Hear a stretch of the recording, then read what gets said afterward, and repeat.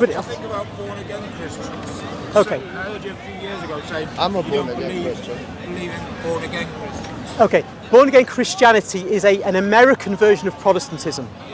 And it comes to the United States with all the characteristics of a modern American society, which is basically me and Jesus, Jesus and me, and I've got this relationship with Jesus, and I'm guaranteed salvation. But none of this is really biblical, because I was reading to a chap, St. Paul says, look, you better persevere in this faith, otherwise you'll be cut off. Romans 11:22. So there's no guarantee of salvation. You've got to persevere until the end. And if you were in the last hour of your life and you say abandoned Christ and became an atheist or a Muslim or a Hindu, then you're going to be damned. So really, it doesn't make sense. You've got a combination, even in Jesus' own words. You've got to do good to be right with God. Yeah, I know that's what you said before. I remember a long time ago you said it's not just grace, it's grace and good works. Yes, as the letter of St. James says. Yeah, but a lot of Protestants believe grace alone. This is part of the problem with Protestantism. Say in the United States, where loads of people are born-again Christians, they don't feel the need to really do great things.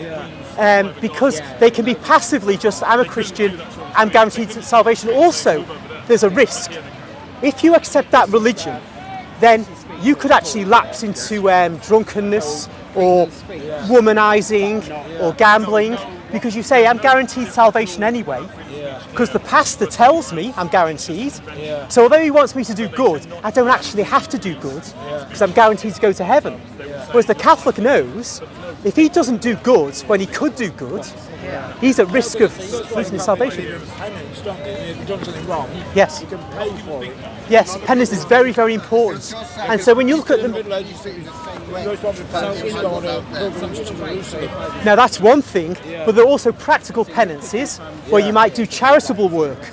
And so if you look at Europe, the whole continent was built up by vast charitable bodies produced by the church.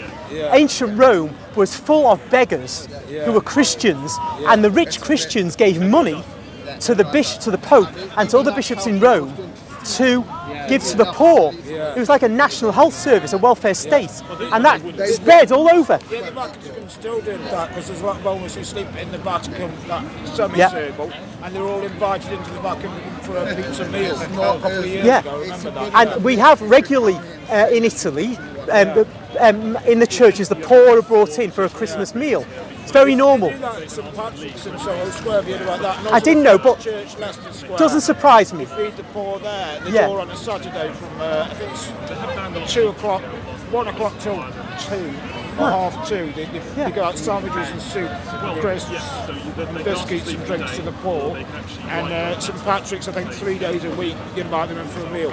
But if you look at it like even on a bigger scale than that, look at this country. And there's CAFROD, isn't there? Yes, that's another massive organisation. We had, before the Protestant Reformation here, all the monasteries were they were like welfare services for the poor. But when the king destroyed them, so they could rob all the goods and everything, then the poor had nowhere to go. So they invented something called the Poor Law, which failed. But the poor of England lost out in a huge way when the monasteries were destroyed. Because Protestantism did not replace what the Catholic Church had built.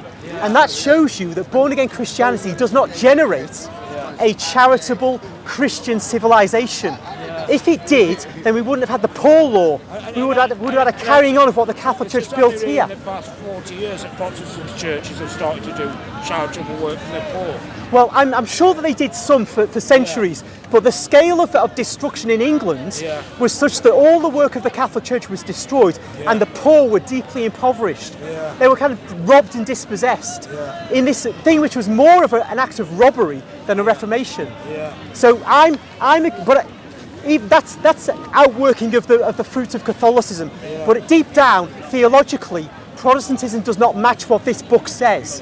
The Bible says you must do good in order to be right with God. You cannot just say, I've got faith in Jesus. Jesus himself says, doesn't he, Michael? Jesus says he'll separate the sheep from the goats. You've got to do good, otherwise on your bike. at the Judgment Day. So God bless the Protestants, but they need to become Catholics. When I was hungry, did you feed me? I mean, it can't be more straightforward. When were you hungry, Lord? When the least of Yes. my brothers.